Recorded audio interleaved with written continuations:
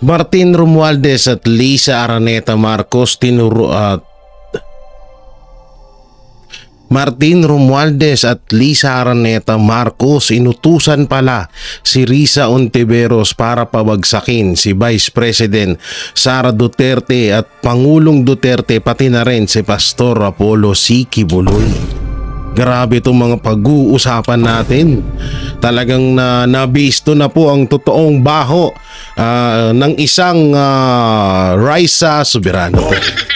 Ng isang Raisa May Quinto ay ng isang kapatid ni Lisa Araneta Marcos na walang iba kundi si Risa Hontiveros, the only virus.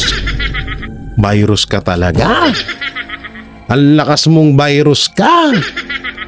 Oo, ikaw yung virus na hindi kayang puksain dahil sobrang itim ng budhi mo. Dahil sa sobrang itim ng budhi nitong taong to, kaya nga pinangalanan nitong si Only Virus dahil nga sa kanyang mala impactang ugali. Grabe, no? Kung may tanim droga, may tanim kaso, may tanim witness. At yan nga po yung nabulgar ngayon at viral at pinag-uusapan ngayon sa social media. Etong witness na si alias Rene ay lumantad na at nagsalita na ng katotohanan na siya ay lamang ay binayaran ni Lisa Araneta Marcos ni Risa Hontiveros, no? At marami pa pong iba na mga nadawit dito sa bidyong ito. So ibig sabihin, lahat na ng napapanood nyo na ibinabato nila sa mga Duterte at lalong-lalo na kay Pastor ay isa lamang gawa-gawang kwento. Isang gawa-gawang istorya lamang ng mga anti-Duterte, no? So grabe, alam nyo, hindi ko talaga halos makalkula sa isip ko na talagang alam niyo yung gagawin nila ho lahat para lang mapabagsak ang mga taong malapit sa mga Duterte. At syempre, sino ba yun? Wala nang iba, no? Ang pinakamalapit din matatawag mo na best friend at talagang unang-una sa lahat na naging kaibigan, naging turing ay kapatid, no? Naging turing ay mahigit pa sa magkakaibigan ay walang iba kundi si Pastor Apollo C. Quiboloy na totoong at kauna-unahang nagmahal sa mga Duterte. At ngayon, alam naman na natin kung anong nangyari kay Pastor at ayan nga, nakakulong siya ngayon sa salang hindi niya naman ginawa.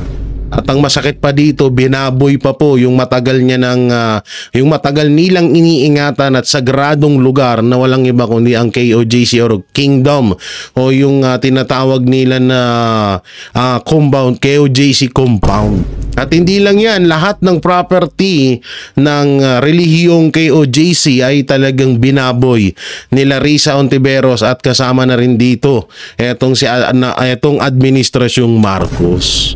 So ngayon grabe, no, hindi natin talaga, alam nyo, sabi nga talaga nila, ang sikreto talaga, hindi habang buhay sikreto yan. Talagang darating ang araw na mabubunyag yung mga sikreto na yan. At kagaya nga ho nito, no, nitong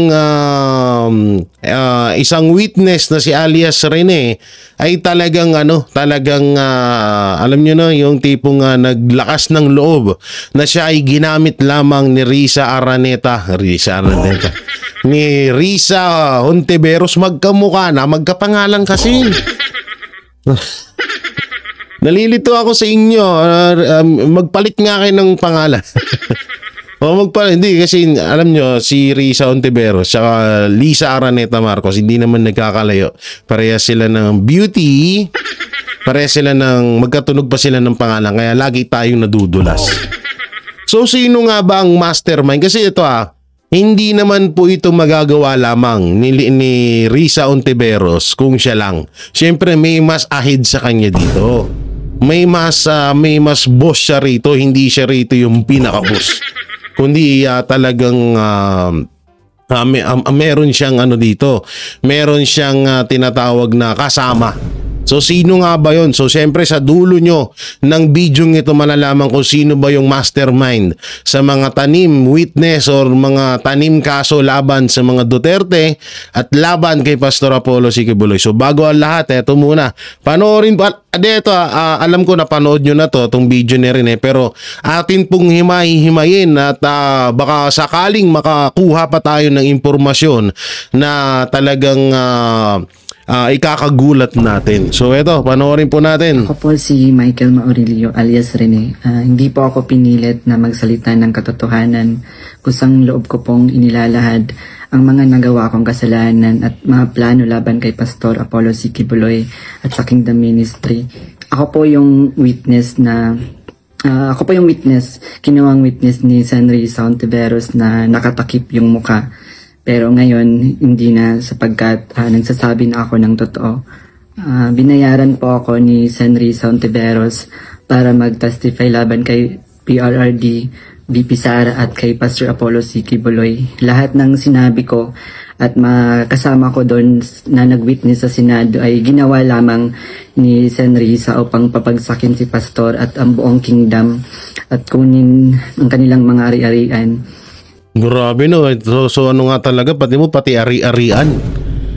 Talagang pinag-i-interesan talaga nila yung kasi ito naman kasi sobrang ganda naman kasi talaga ng kingdom ng KOJC compound, Glory Mountain tsaka Prayer Mountain. Sobrang ganda. Alam nyo, kapag kayo ay nakapunta doon, para kayong nasa Encantadia. Hindi, totoo. Para kayong nasa isang mundo na, alam mo yun, yung tipong bibihira mo lang makita sa tanang buhay mo. Kaya etong sinasabi niya ako, naniniwala ako dito na yun din ang isa na pinupunterian nila, yung makuha nila yung property ng KOJC, no? At syempre gipitin si Pastor dahil alam naman na natin na SMNI lamang po ang naghahatid ng tunay na balita. Alam naman natin ibang mainstream media ay natatapalan na ng 1,000 sa pagmumukha nila, no? At dito napakaliwanag din ho na hindi po lahat ng mga testigo, lalo't ayaw magpakita ng muka, ay dapat nyo nang paniwalaan. Kasi ito po yung lehitimong katotohanan na tayo nagtataka tayo nun no? May mga kutob tayo noon na bakit kung talagang sincere at talagang may ginawang kalokohan yung tao sa'yo, dapat hindi ka natatakot na ipakita mo yung mukha mo. Katulad dito, di ba nung witness siya kay Pastor against to kay Pastor, 'di ba? Tabon na tabon yung mukha niya. Kahit ilong lang ang nakikita. Lutusin nga kahit nga ilong wala Kasi talagang tabon na tabon, 'di ba? Pero dito siya naglakas ng loob, tinanggal niya 'yon. At talagang kitang-kita natin yung kanyang mukha, no? So dito, eto yung masasabi mo na legit at hindi siya pinilit dahil talagang may lakas siya ng loob na kasi ito lang, baka sabihin ng iba, baka sabihin ni Risa, hindi, kasi delikado ang mga tao pag hindi tinabunan yung mukha, baka ipagurgur o gano'n. O ngayon, ibabalik natin sa kanila. Mas delikado ngayon si Rene alias Rene dahil inilabas niya ang katotohanan sa social media. Katotohanan na etong si Pastor ay isang marangal at isang talagang matatawag mo na isang wala talaga siyang nilabag sa batas. No? Isa siyang inosente. No? At saka kung usapang delikado ang buhay, mas delikado ang buhay ni alias Rene dahil dito sa ginawa niya. Pero goods po ito, wala pong problema dito. Napakaganda ho nitong ginawa niya at sa talagang inilabas niya yung katotohanan. Kasi isipin nyo, Risa Ontiveros, PNP Chief General Torre at yung iba pa, no, yung iba pa na nandito na nasabi niya na involved sa ginawang setup na to kay Pastor at kay Pangulong Duterte at kay BP Sara. Tutusin, damay pa nga dyan si Senator Bongo at Senator Bato de la Rosa. 'Di ba? So, etong ginawa niya, mas delikado siya ngayon kasi ito, Risa Ontiveros, senador yan. Torre, PNP chief. Paano pa yung iba pang kasali dito sa tanim witness na ginawa ni Risa Ontiveros? At alam ko may mastermind niya. Sige, tuloy pa natin. Ngayon po ay hinahanap at tinatakot ako ni San Risa. Ako po ay dating full-time worker ng Kingdom of Jesus Christ na pinamumunuan ni Pastor Apollo Kibuloy.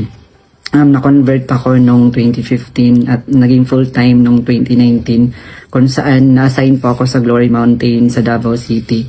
Lumabas po ako ng 2021, ngunit nagpaalam po ako ng maayos at pinayagan naman ako ng Kingdom dahil may balak po akong bumalik pagkatapos ng ilang taon. Noong January 2024, nag-vlog po ako kasama ang isang ex-full-time na si Lawrence Capuno dahil nagsimula na noon yung unang pagdinig na sa Senado sa pangunguna ni San Risa Ontiveros tungkol sa mga aligasyon ng sexual abuse at human trafficking na isinampalaban kay Pastor Apollo Kibuloy. Sa vlog na yun, pinasinungalingan namin yung mga claim ni Blenda Portugal alias Amanda at nung iba pa na pawang kasinungalingan lahat. Noong February 2024, kinontak ako ng isang ex-full-time na si Shishir Bandari at inalok na maging witness sa Senate investigation ni Senador Risa. Yan yung si Shir, yung parang Bombay, yan po yung pinakaulo ng kademonyohan na ginawa kay na ginagawa ngayon kay Pastor Apollo C. Kibuloy. Oh, yan po yan, yung yung mukhang Bombay na mukhang ipis na pagod. Oo, yun, siya yun si Shir, ang pangalan nun? Si Shiri. Wait lang, balik natin. Yeah, wait lang, nawala tuloy. Glory Mountain na sign. Eto. Wait lang At human trafficking na isinampalaban kay Pastor Apollo Kibuloy. Sa vlog na yun, pinasinungalingan namin yung mga claim ni Blenda Portugal alias Amanda at nung iba pa na pawang kasinungalingan lahat. Noong February 2024, kinontak ako ng isang ex-full-time na si yan, ito siya, si Nashi Shir Bradahi Bandari. Yan, ayan po yung isa sa mga pinakademonyo na nagre-recruit, no? Yan isa sa mga walang tinatawag na utang na loob kay Pastor Kibuloy. Yang hayop na putang inang yan. Hindi pa mamatay ang hayop na putang inang yan. Ay, sorry. Nadadala na naman ako sa emosyon Shir Bandari at inalok na maging witness sa Senate. No, inalok na maging witness sa Senado. So grabe talaga, no? Ang lupit mo, Risa Ontiveros, grabe ka. Investigation ni Senador Risa kapalit ng financial assistance. Magkano? Ako, dahil sa panahon din yun, nangangailangan din ako ng pera. Binigyan ako ni share ng email ng opisina ni San Risa. Uy! Upang magpadala ng formal na email kahit anong aking sabihin daw. Sabi niya kapag nakipag-usap ako sa kanila, sabihin ko lamang na taga-kingdom ako at lumabas na sa ministry at idagdag ko daw na sinasaktan ako ni Pastor. So sa aking email, sinabi ko doon na galing ako sa kingdom at lumabas noong 2021. Kung ito yung about dyan sa sinasaktan, dito lang kayo magtataka Ang daming member ng KOJC pero tatatlo, dalawa lang sila. Katulad na ni Amanda, piling maganda. Alam mo naman kung sino maganda. Ang dami tayong maganda doon sa loob. Ba't ikaw pa yung pinag-interesan? Diba? Common sense lang naman. Sorry po hindi po ako nanlalait pero yun ay katotohanan, no? Akala mo naman kagandahan, di naman. Kita ko yung mukha nun, sabi ko, kahit ganito mukha ko, wala akong naging kasing pangit mo, hoy. Joke lang. Totoo naman kasi. Naisipin nyo na lang kasi na ako yung nagpapatawa lang pero eto po totoo. Sa dinami-daming sobrang ang gaganda doon sa KOJC, may mga foreigner at na mas dihamak na kukulang si Amanda. Bakit siya pa yung pag-iinteresan ni Pastor? Diba? Tapos eto, kung totoo yun, diba, eto, inamin niya na hindi totoong sinasaktan siya. Bakit nung nilusob ng mga kapulisan yung KOJC compound, wala man lang ni isa na lumapit sa mga pulis? Ilan yung pulis doon? 6,000. Wala man lang isang member na lumapit sa pulis na, sa lolo po, kinakastigo po ako dito sa loob. Diba? Wala. Ilang days sila doon. Ilang days na natili ang mga pulis ni Torre doon na umabot ng 6,000 na pulis. Siguro naman sa 16 days na yun o sa 16 days mahigit na pananatili nila pangbababoy nila doon sa loob ng compound, eh may isang may ano talaga yan, may maglalakas loob na tulungan niyo po ako sir kasi ginakastigo ako, may ginagawa pong hindi tama sa akin. 'Di ba? Pero wala. Doon pa lang di ba? Doon pa lang talagang inosente ito si Pastor. Pagkatapos nun, kinontak ako ng isang staff ni Senrisa, si Fiona, upang makipag-meet sa Ayan, dapat tandaan niyo yung pangalan, Fiona. Oo. Through video call. Sa pag-meeting namin kay Attorney J. Becama, Chief of Staff ni Sen. Ontiveros, pinagawa ako ng affidavit tungkol sa mga gawain ko sa loob ng kingdom, mga transaction at operation na kinasangkutan ko. Ang sinulat ko doon ay pawang mga personal kong experience lamang at wala akong binanggit na pananakit, sexual abuse o human trafficking sa aking salaysay. Matapos kong ibigay yung affidavit, muli kaming nag-meet ni Attorney Becama.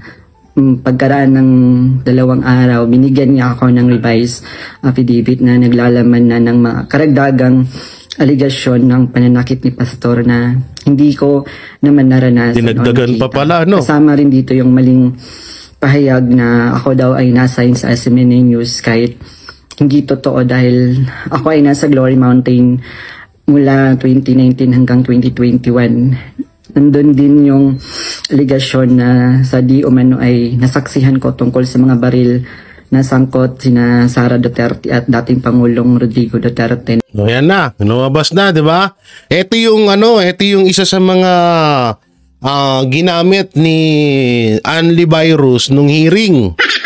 Na kesyo ito daw si Pangulong Duterte at si BP Sara ay binigyan daw ng mga barel ni Pastor Apollo Kibuloy. So ayun yung naging kwento-kwento doon at pinagpiestahan ng mga hayop ng mga tansu vlogger yan. At sinang-ayunan din ng iba dyan. No, sinang-ayunan din ng ibang mga senador diyan, alam ko. Alam naman na natin kung sino-sino, hindi na natin sasabihin kung sino-sino yun sila, pero malapit na din sila mag-pass away. Pass away, hindi yung pass away, matalo ba o matanggal sa o hindi na makakabalik bilang senador gano'n. Okay, tuloy. Hindi naman totoo dahil wala naman akong nasaksihan na ganong pangyayari. Pinilit din akong idagdag. Tsaka ito yung about nga doon sa pagbigayan. Bigayan ng baril.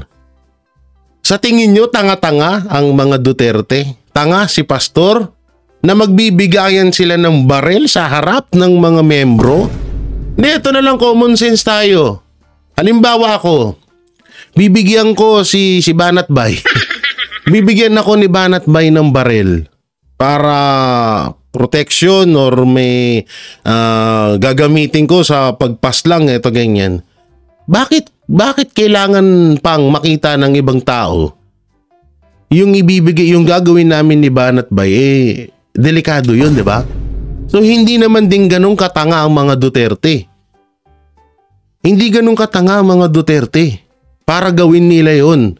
Ito po, lang po ito sinasabi ko, halimbawa lamang, no? Alam nyo, common sense na lang talaga na yan talaga ay napakalaking kasinungalingan dahil alam nyo yung mga ganong salitaan, mapapaisip ka na, sa harap nyo nagbigayan. Alam naman nila na delikado yun, tapos magbibigayan sa harap mo, sino ka? 2015 pala to naging full-time, kung di ako nagkakamali, naging full-time worker sa KOJC ni Pastor.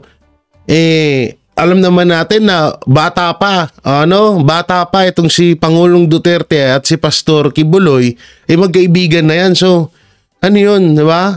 Alam nga naman pagkatiwalaan nila tong hinayupak na to. Ganun lang yun, common sense. Yung pangalan ni Senador Bongo at Senador Bato de la Rosa sa affidavit kapalit ng mas malaking halaga ng pera. Ay, grabe. No, so dinawit pati si Senator Bongo at Bato kapalit ng malaking pera. Ang tanong dito, at ang pinakamasakit dito pa, saan galing yung pera na ipinangbabayad ni Risa Antivirus? Una-una, isang dukha lang yung putang inang yan Hindi totoo hindi sa panglalait isang kahig, isang tukading yan Saan kukuha yan? Kung hindi nga tinulungan to ni BP Sara, hindi mananalong senador to. Kahit balikan nyo yung mga buhay niya dati, isang para lang katulad ni sino ba yan? Sino ba yung mga niya? Katulad lang yan ng iba dyan na mga makakaliwa, mga dilawan na na nagpo-protesta sa kalsada. Diba? So saan kukuha ng pera yan? Ang pinakamasakit dyan, pera ito ng taong bayan. Sure ako pera ito ng taong bayan yung pinangbayad sa kanya. Pero hindi ko na sila isinama kasi baka umattend sila sa hearing at magtanong at ma-corner ako. Yung pag-appear ko sa Senate ay may reward na 500,000 na ibinigay nila sa akin. Laki 500K. Idawit mo lang ang mga Duterte. Idiin mo lang si Pastor. Ngayon, dyan lalabas yung sinasabi dati ni Banat Bay na inooperan kami ng 20 million para lang kalabanin ang mga Duterte at ang mga kumakampi sa mga Duterte. Pero hindi namin ginawa yun. Eto, kitang-kita dito, ang laking pera ng 500K. Diba? Idadawit mo lang. Kada may idadawit ka, si Senator Bato, kahit sino pa, si Pulong, si Baste, another 500K yun. Ang laking pera nun. At dagdag na 500,000. May dagdag pa, additional. Si Sara Duterte at si dating Pangulong Duterte. So 1 million po lahat ng binigay sa akin. Isang linggo before ang Senate hearing noong February 19, 2024, pinatira ako sa isang kondo kung saan ako ay biniriefing at tinuruan tungkol sa mga dapat na isasagot ko sa tanong ni Senador Risa. So sa araw ng hearing, umiyak sa kondo pa pinatira, no? ako dahil... Yan ba yung kondo ni Saldico? Hindi, malay mo lang. Baka yun kasi. Kasi may kondo rin si Saldico Oh. Sa konsensya habang binabasa ko yung script na alam ko naman na hindi totoo at hindi ginawa ni Pastoro ng Kingdom. Pagkatapos ng hearing, tinago ako ni Sen Risa sa kanyang kondo sa Manila at inutusan na maghanap pa ng ibang pwedeng maging witness kapalit ng pera dahil may mga susunod pang hearing. Sa buong... kaya pala dati, sinasabi nila na marami daw silang witness. Kasi ang akala nila dito kay Rene is mapapasunod talaga nila pang habang buhay or mapapasunod nila pang matagalan. Kasi dati kung hindi niyo nakakalimutan, sinabi mismo ni Risa Ontiveros na marami siyang witness hanggang sa wala na tayong nakita. Ngayon, ang dapat gawin talaga dito, total na bilang senador na rin naman, si Senator Bato de la Rosa, Senator Robin, Senator Bongo, sana po ituloy nyo po yung hearing. Yung hearing nung alam nyo na na mapatungkol dito sa ginawa nila Torre dyan sa KOJC. Sana ituloy niyo yung hearing na yan. Yung Senate hearing na yan. At sana asahan po namin kayo dyan. Wag nyo sana kaming biguin. Dahil napakaganda ho nito na pag-usapan nyo na to. At dapat ang kapalit nito ay ma-impeach si Risa Ontiveros bilang senador. Ito po yung karapat dapat Yung ginagawa nila kay BP Sara, hindi deserve ni BP Sara yun. Mas deserve ni Risa Ontiveros na ma-impeach siya bilang senador. Dahil yung mga ganitong gawain, sobrang kahayupan to. Oo, pang demonyo na to. Biruin mo, magbabayad ka para lang idiin mo yung tao na wala namang ginawa sa Pilipinas at wala namang ginawang kagaguhan dito sa bansang Pilipinas. Sa halip ay tumulong pa yan sa pagsasaayos ng bansang Pilipinas. Tapos ngayon gagaguhin nyo. Diba? Tutuloy. Baka ano pa masabi ko eh. Taon ng 2024, nanirahan ako sa condo ni Sen Risa. At nung January 2025, lumipat ako pansamantala sa isang safe house kung saan nakasama ko doon sina Mutabato at iba pang mga biktima ng extrajudicial killings. So sa bawat... So talagang talagang yun talaga yung ginagawa nila. Yung mo nandun pala, kasama pa rin pala nila dun si Mutabato ba yun? Basta yun, yung mga witness kuno mapatungkol sa extrajudicial killing ni Pangulong Duterte. Dami niyo pala dun, ha? Research o information na aking naibibigay sa Senado, nakakatanggap ako ng rewards na 12,000 na ibinibigay ni Sen Risa sa pamamagitan ng kanyang staff na si Sir Ryan. So, sa kabilang sa mga na-research ko, nagawa kong research, yung inimbentong Angel of Death daw ng Kingdom na inimbento ni alias Jackson, si Edward Masayon. Putang ina, pati yung sa Angel of Death na sinasabi ni Marantan. Tangina, bulgar kayo ngayon. Malamang nakakabahan na to sila Toro. Kabilang doon yung na-research ko yung mga member at yung mga general na nag-courtesy call kay Pastor. Noong August 29, 2024, nag-dinner meeting kami nila Blenda Portugal alias Amanda. Kasama ang kanyang legal team na si Attorney Joanna Paula Domingo at ng Office of the Special Assistant to the President at si Attorney Ian Interina at yung kasama yung abogado ko na si Attorney Ange May Bagudio sa isang hotel sa Quezon City. Pinagplano nila kung paano idiin ang kaso ni Pastor at ininggan niyo akong mag-file ng kaso. Sabi ni Attorney Domingo na mas maganda mag-focus kami sa human trafficking dahil mahina ang kaso sa sexual abuse. Sabi pa ni Attorney Domingo na matalik siya na kaibigan ni Attorney Pearl Angelica Canada na dating abogado ng Kingdom at dating namuno sa Jose Maria College. Ayon sabi ni Attorney Domingo, sabi sa kanya ni Pearl na umalis na sila sa Kingdom at alagaan mo daw si Amanda at siya na ang humawak ng kaso laban kay Pastor. Kasamang kanyang kapatid na si Attorney Lady Jade Canada at si Shishir Bandari sa US na nabanggit ko na kumontak sa akin upang siraan si Pastor. Dagdag pa ni Attorney Domingo na gumagamit sila ng private jet mula kay Secretary Antonio Lagdameo. Kasali pa si Lagdameo, guys. Malupit to. Oo, siya pala nagpapahiram ng jet, ha? Davao para sa kaso ni alias Amanda dahil sabi ni Attorney Domingo, ito ay para sa seguridad nila sapagkat may natatanggap daw silang security threat. Noong mga panahong iyon, nagkaroon din kami ng pag-uusap ni alias Amanda, si Blenda Portugal, kung saan tinanong ko siya tungkol sa kalagayan ng kanyang kaso sa sexual abuse at human trafficking. Sinabi niya sa akin na mahina daw talaga yung kaso sa sexual abuse sa Pasig. At kaya pala nag-focus sila sa human trafficking, okay? Gusto na niyang sumuko, kaya lang may mga nagsusulsul daw sa kanya na ituloy pa rin yung kaso. Nakiusap niya lang siya sa akin na tulungan ko siya maging witness sa kanyang kaso sa human trafficking. At nanghingi pa siya ng ebidensya kung meron daw akong naipon or naitago ng mga patunay sa sexual abuse.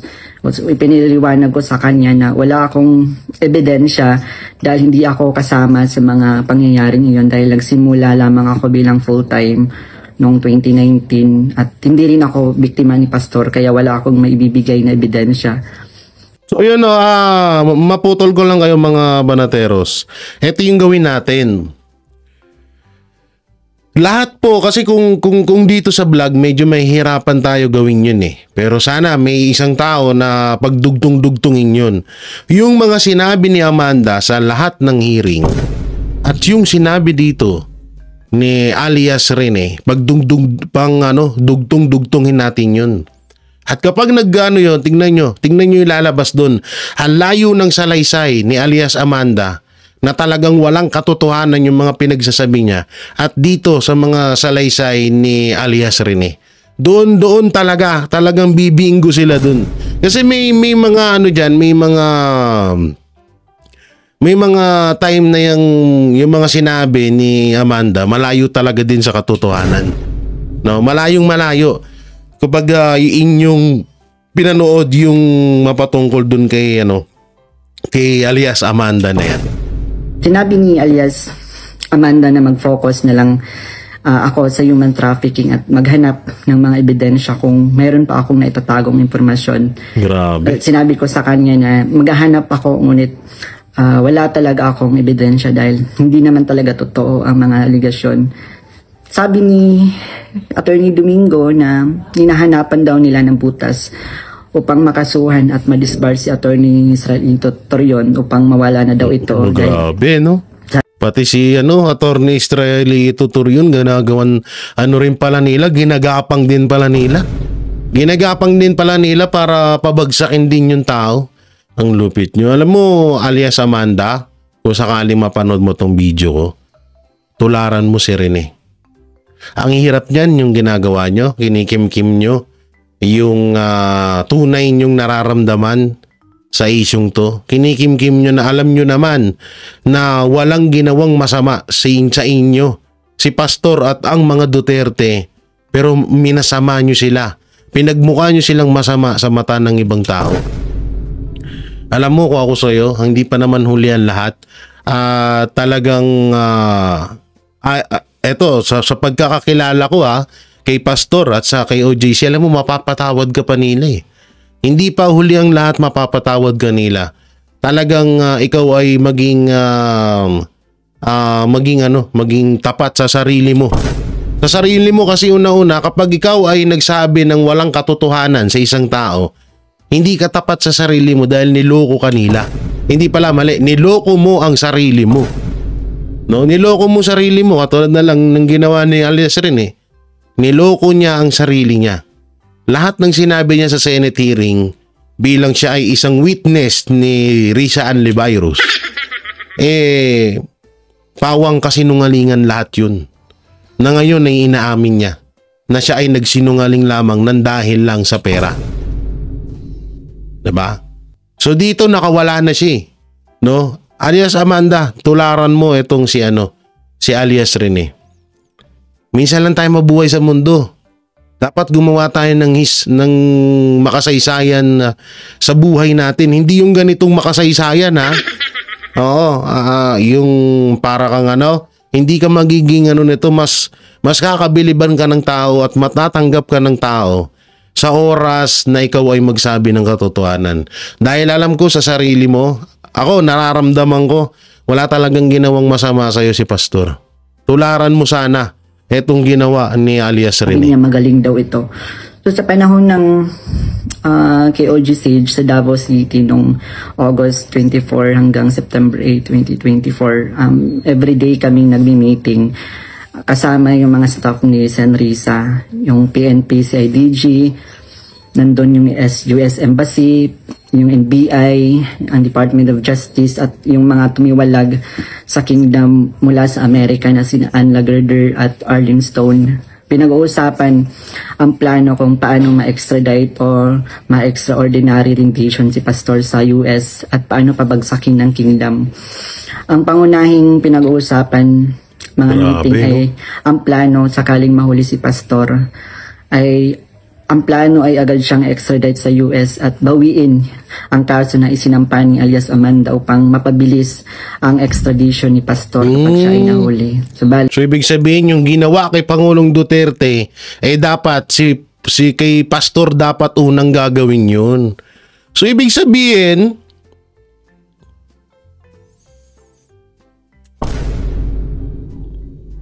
Alam naman natin na kaya nandoon si Pangulong Duterte sa ibang bansa dahil sa pangunguna yan ni Marcos Jr. So ibig sabihin, yung ginagawa kay Pastor ngayon ay si Marcos Jr. din ng pinakapunot ulo. Pinaka-pinuno nito, pinaka-leader ng katarantaduhan na to. Kasi una-una, doon pa lang sa pag-promote na bilang PNP chief si Torre. So, ibig sabihin, masaya si Pangulong Marcos sa ginawa niya kay Pastor at ginawa niya kay Pangulong Duterte. Masaya siya sa ginawa ni Torre kaya pinromote niya bilang PNP chief. Ayun ako po, yari tayo dyan. Yari kayo dyan. Hindi ito natuloy dahil sa pag-aalala sa US na maaaring manalo si Donald Trump sa panahong iyon na nagdulot ng paghina ng kanilang connection sa gobyerno ng US. So dahil dito, nang mahuli si Pastor, wala na silang pagkakataon. No, walang nahuli. Walang nahuli. Sumuko si Pastor. Para sa kaalaman mo lang hinayupak ka. Na ma-extradite siya, kaya naman nagutos si Senrisa Ontiveros sa amin na labanan ang kaso dito sa Pilipinas laban kay Pastor at sa lahat ng mga administrator ng kingdom upang tuluyang pabagsakin ang kingdom.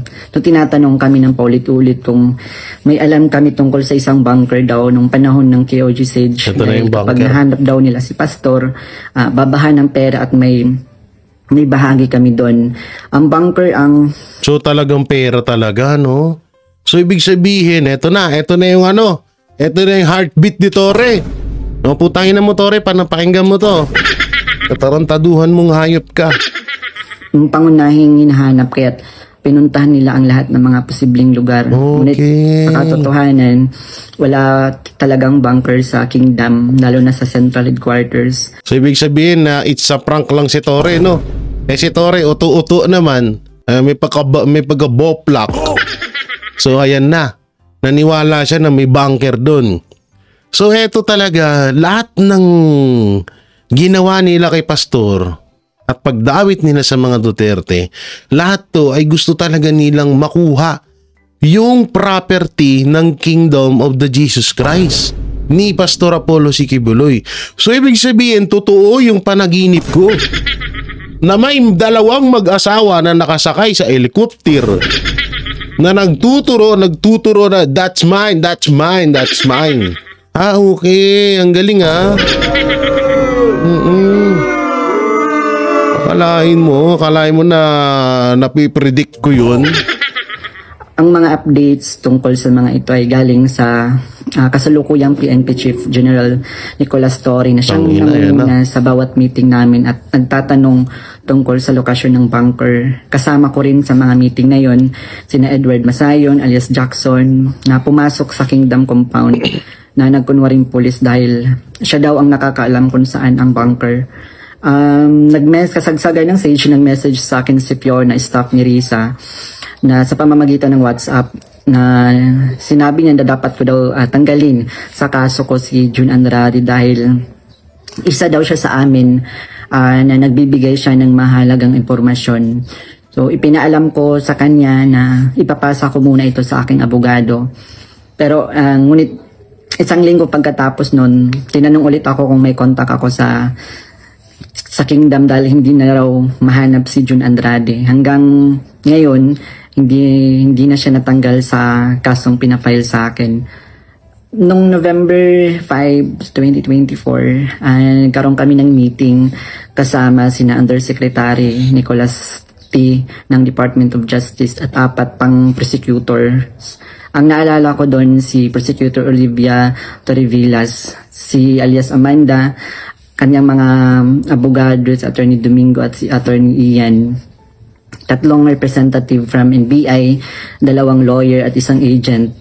Ang sabi ni Yusek sa amin, bawat isa sa amin na nag-witness sa Senate investigation na ginawa ni Risa ay may naka-assign na mga administrator ng Kingdom na kakasuhan namin. Meron kaya pala nadamay dun yung ibang mga okay. Na 1 million pesos kung magpa-file kami ng kaso laban sa kanila upang tulungan. Basic sa kanila yung 1 million, no? Daw masira. Hindi kasi ito alam nyo kung bakit namumuhunan sila ng malaki dito sa kay Pastor. Kasi alam nila kung sakali man ito ay pinalad at nakuha talaga nila yung property ng KOJC, ay nako. Tiba-tiba sila dun. Dun pa lang sa Kingdom Dun pa lang sa biruin mo 75,000 seater. Diba? Yung Glory Mountain pa lang, yung Prayer Mountain, naku po. Talagang mapagtataguan nila ng maraming kabataan yun para gawing NPA. Ay, sorry. Diba? Hindi, totoo naman Kaya parang basic sa kanila na magbayad ng 1 million, 2 million, 500K, 12,000. Kasi nga, alam nila at ang nakakatuwa lang dito, naitsaprang sila na may ginto doon sa KOJC, sa Kingdom. At mawala ang Kingdom at makuha na nila yung mga ari-arian ni Pastor at ng Kingdom. So sa akin, naka-assign yung 2 administrator na sina Eleanor Cardona at si Marlon Rosepe. Pati na rin yung 2 key person ng SMNI na si Cristina San Pedro at si Hannah Jane Sancho. May 2 ministers, pati ba naman din yun? Hype din. Carlo Catiil at si Rico Mandin, at coordinators na sina Grace Mandin at si Corazon Dupalag. At yung kay Alias Jackson naman, yung naka-assign sa kanya yung mga lalaking administrator, katulad nila Marlon Nacobo, nasali si Sister Elizabeth Carion. And kay Alias Jerome naman, naka-assign sa kanya yung mga administrator ng mga babae na sina Neneng Lizada at si Teresita Dandan. So sa iba't ibang araw na mga meeting namin, kasama ko yung mga dating full-time worker ng Kingdom na lumabas dahil sa mga nagawang kasalanan sa loob ng ministry. Doon sina Arlene Stone at Ann Lagerder. Talagang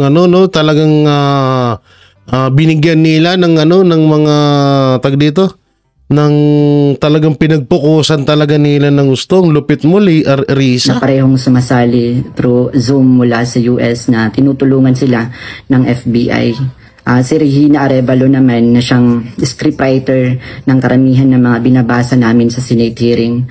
Pati na rin yung mga kasama kong mga... may scriptwriter pa nga.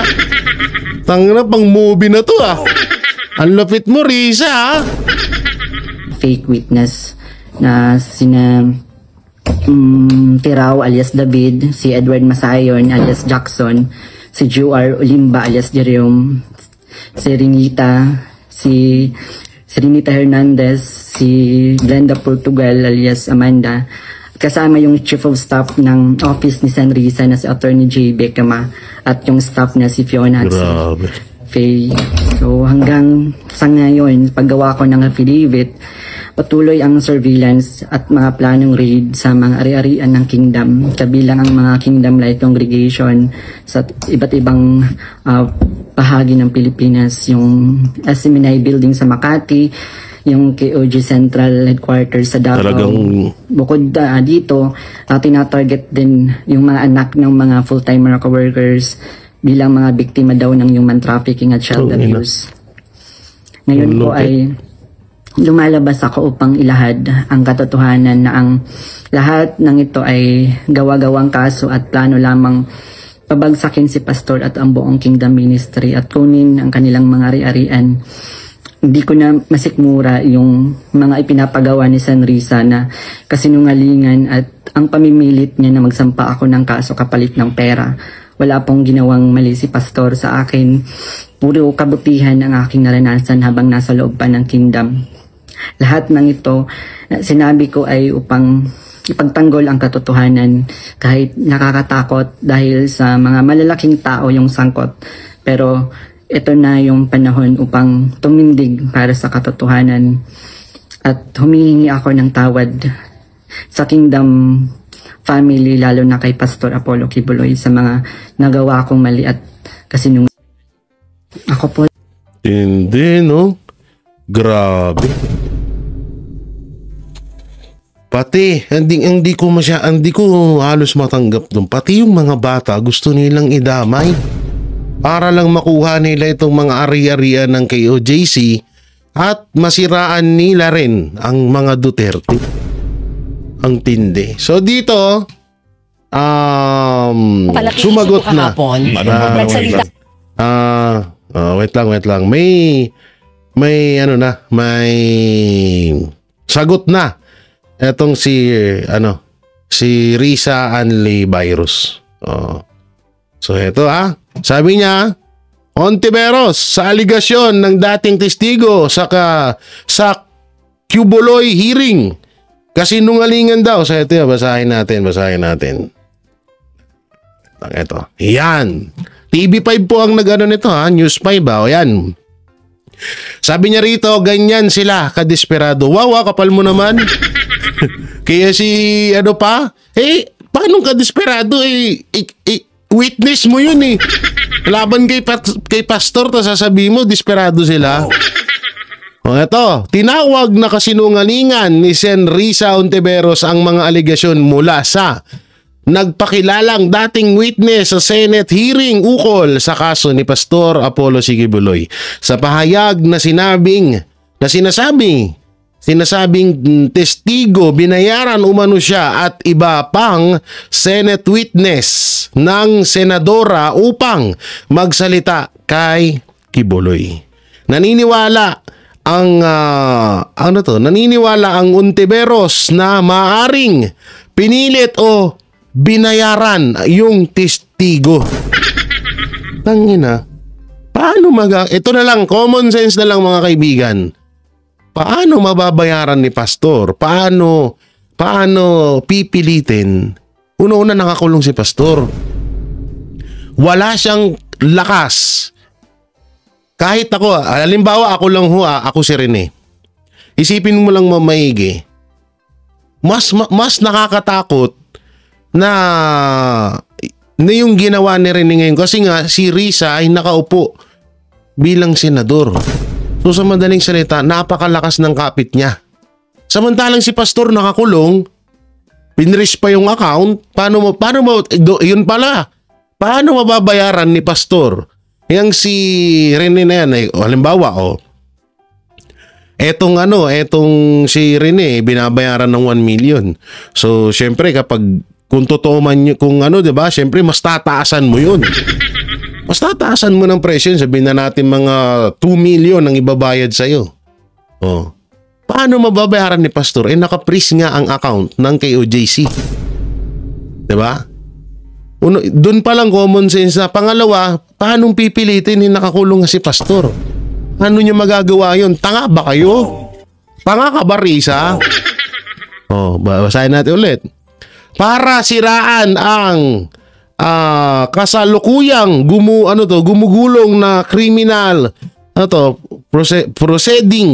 proceeding laban kay Quiboloy, maghain ng legal response ang senadora o senador kaugnay ng aligasyong ito. Putay ng kapal, no?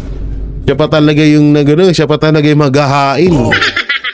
Anak na nating nakakulong si pastor, tapos yung nagsasalita na yan, testigo mo yan Tapos ngayon parang sabihin, sinungaling. So ibig sabihin, kung sinungaling si alias Rene, di pinatunayan mo nga na lahat ng sinabi niya sa Senate hearing ay isang kasinungalingan lang. Bobo. Bobohan mo. Tingnan mo sa kabobohan mo. Ayan 3% ka lang. 2028 presidential election. Alam naman natin na plano ito ni Risa Ontiveros sa tumakbo ng presidente sa darating na 2020. Para kalabanin si Vice President Sara Duterte. Kaso, lagi kang kulelat na punyeta ka. Tingnan mo, 3% ka lang na hinayupak ka. Huwag ka nang umasa ka, ngani. Parehas lang kayo ni Martin Romualdez. Naubos na yung ayuda, hindi man lang tumaas yung ratings. Yung mga banateros, mga kabiyay, ito po ay isang aral sa lahat ng mga Pilipino na tayo muna ay wag basta-basta manghusga ng isang tao hanggat hindi pa natin nalalaman ng isang katotohanan. Katulad na lang po nitong ginawa nila kay Pastor Apollo C. Quiboloy na pinamukha nilang masama sa paningin ng bawat Pilipino, at ngayon ay unti-unti na ho naliliwanagan ng mga Pilipino na lahat po ng kaso na isinampa kay Pastor ay isang pawang kasinungalingan lamang. Isang gawa-gawang kaso lamang. No, at yun, isa na rin po itong aral na hindi porket may isang politiko, may isang senador na maglabas ng witness ay totoo na agad. Hindi ho lahat hindi po porket senador ka totoo na lahat ng sinasabi mo, tandaan niyo yan. At isang malaking patunay po niyan yan, si Risa Hontiveros. At ako'y nananawagan sa mga senador, lalo na yung mga bagong halal, sana po mapag-usapan nyo ito. Dahil una, Senator Bongo at Bato, involved po ang pangalan nyo dito. Sana pag gumawa po kayo ng isang Senate hearing, i-continue nyo po yung dating nasimulan nyo na mapatungkol dito sa kasong to. At alamin nyo talaga kung sino ang mastermind. Kasi ako, naniniwala po ako na hindi lang si Torre, hindi lang si Risa Hontiveros ang nasa likod nito. Meron pang ilang mga tao na madidiskubrihan natin basta masimulan ang Senate hearing na yan. So sana asahan po natin yung mga niluklok natin ng mga senador dahil napakahirap po nitong ganitong sistema. Kung si Pastor nga na alam na natin kilala, nagipit nila, paano pa kaya tayong mga ordinaryong Pilipino? So yung mga Manateros, mga kabiyaya, nung maikukomento nyo sa mga napag-usapan natin, i-comment nyo lang po dyan sa baba. Siyempre, don't forget to like, share, comment, and subscribe sa ating YouTube channel. Pipindot na lang din po yung bell button para lagi kayong updated sa ating mga video araw-araw. So maraming salamat. Ingat po kayo palagi at please, pakishare po ng video ito. Pakishare ng vlog na ito at lahat ng video na mapatungkol ho dito sa isyong ito para maliwanagan po ang lahat ng mga kababayan natin. Ingat po kayo palagi. God bless and peace and bye-bye.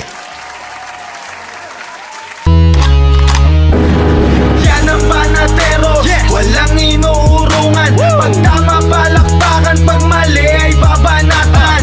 Yan ang Banateros, boses ng ordinaryong Pilipino. Banateros ay walang makakaawan. Walang inuurungan, Banateros ay tinutulungan.